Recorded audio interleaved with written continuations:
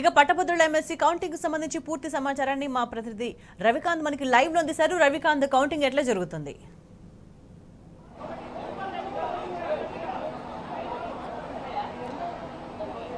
Good evening స్వేచ్ఛ. తొలి రౌండ్కు సంబంధించినటువంటి కౌంటింగ్ ప్రక్రియ అయితే వరంగల్, ఖమ్మం, నల్గొండకు సంబంధించిన పట్టభద్రుల ఎమ్మెల్సీ ఉప ఎన్నికలకు సంబంధించిన కౌంటింగ్ కొనసాగుతున్న నేపథ్యం మనం చూస్తూ ఉన్నాము. నల్గొండ శివార్లో ఉన్నటువంటి వేర్ హౌసింగ్ కార్పొరేషన్కి సంబంధించిన గోదాంలో ఈ కౌంటింగ్ ప్రక్రియ కొనసాగుతున్న నేపథ్యాన్ని మనం చూస్తూ ఉన్నాము.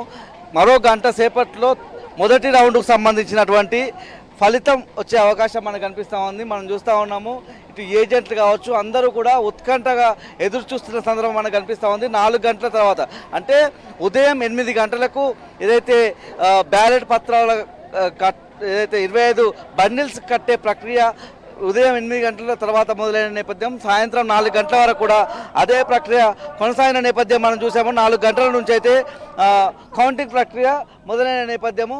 అయితే ముఖ్యంగా మనం చూసినట్టయితే కొంచెం ఆలస్యం అవుతున్న నేపథ్యాన్ని మనం చూస్తూ ఉన్నాం. ముఖ్యంగా లోపల నుంచి అధికారిక నుంచి వచ్చే సమాచారం ప్రకారం అయితే 4 గంటలకు మొదలైనటువంటి ఈ కౌంటింగ్ ప్రక్రియ 1-2 గంటల్లో మొదటి రౌండ్కు సంబంధించి ఫలితం వచ్చే అవకాశం ఉందని చెప్పిన నేపథ్యం మనం చూసాము. కాకపోతే ఆలస్యం అవుతున్న నేపథ్యం మనం చూస్తాము. ఇప్పటి వరకు అయితే అంటే మొత్తం టేబుల్ల వారీగా చూసినట్టయితే మొత్తం 96 టేబుల్స్ ఏర్పాటు చేసిన నేపథ్యం. ఒక్కో టేబుల్ 1000 ఓట్ల లెక్క. అంటే ఇక్కడ మొత్తం ఓటర్ల సంఖ్య మనం చూసినట్టయితే ఈ పట్టభద్రుల ఎమ్మెల్సీకి సంబంధించిన నియోజకవర్గానికి సంబంధించిన మొత్తం ఓటర్ల సంఖ్య మనం చూస్తే 4,63,839 మంది ఓటర్లు ఉన్న నేపథ్యంలో పోలైన ఓట్లు చూసినట్టయితే 3,36,013 ఓట్లు ఏదైతే పోలైన నేపథ్యము. మొత్తం 4 రౌండ్ల ద్వారా మొదటి రౌండ్కు సంబంధించిన ఫలితం అనేది రానుంది.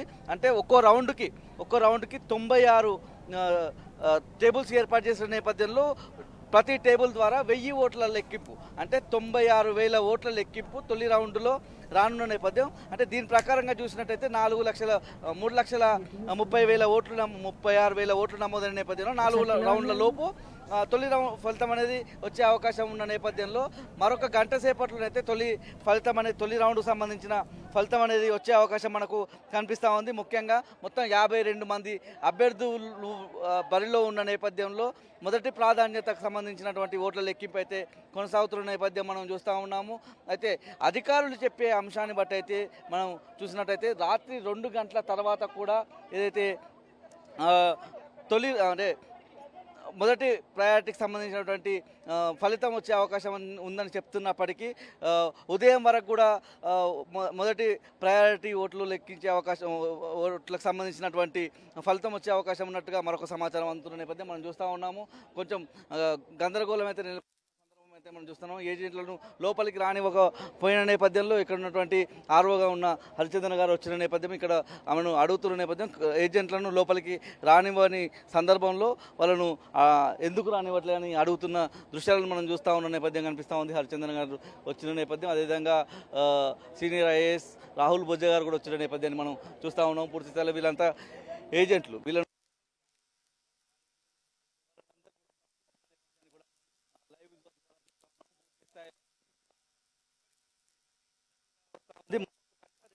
కూడా మొదటి 4 రౌండ్లలో ఈ మొదటి ప్రాధాన్యతకు సంబంధించిన ఓట్ల లెక్కింపు అయితే పూర్తి అయ్యే అవకాశం మనం చూస్తూ ఉన్న నేపథ్యంలో రాత్రి 9 అవుతుందా 10 అవుతుందా అది మాత్రం ఇంకా తేలని అంశంగా ఉన్న నేపథ్యాన్ని మనం చూస్తూ ఉన్నాం. ఇప్పటివరకు మనం చూసినట్టయితే 50 నుంచి 70,000 ఓట్ల మధ్య లెక్కింపు పూర్తి అయినట్టుగా మనకు అందుతున్న సమాచారం. 96,000 ఓట్ల లెక్కింపు పూర్తి అయితే మొదటి రౌండ్ పూర్తయినట్టుగా మనం చూడాల్సి ఉంటుంది. ఆ మొదటి రౌండ్ తర్వాత మరో 3 రౌండ్లు ఉంటాయి.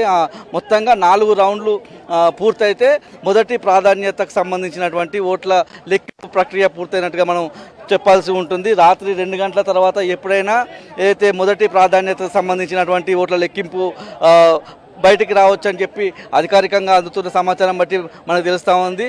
అయితే ఏదైతే ఓట్లను సెగ్రిగేట్ చేసే క్రమంలో మాత్రం మరికొంత ఆలస్యం కూడా అయ్యే అవకాశం ఉందని మరొక సమాచారం అందుతున్న నేపథ్యాన్ని అయితే మనం చూస్తూ ఉన్నాం. పూర్తి స్థాయిలో 3,36,013 ఓట్లు పోలైన నేపథ్యంలో ప్రతి రౌండ్ 96,000 ఓట్ల లెక్క మనం చూసినట్టయితే 4 రౌండ్లలో మొదటి ప్రిఫరెన్షియల్ ఓట్స్ సంబంధించినటువంటి ఏదైతే పూర్తి అయ్యే అవకాశం ఉంటుంది ఓట్ల లెక్కింపు.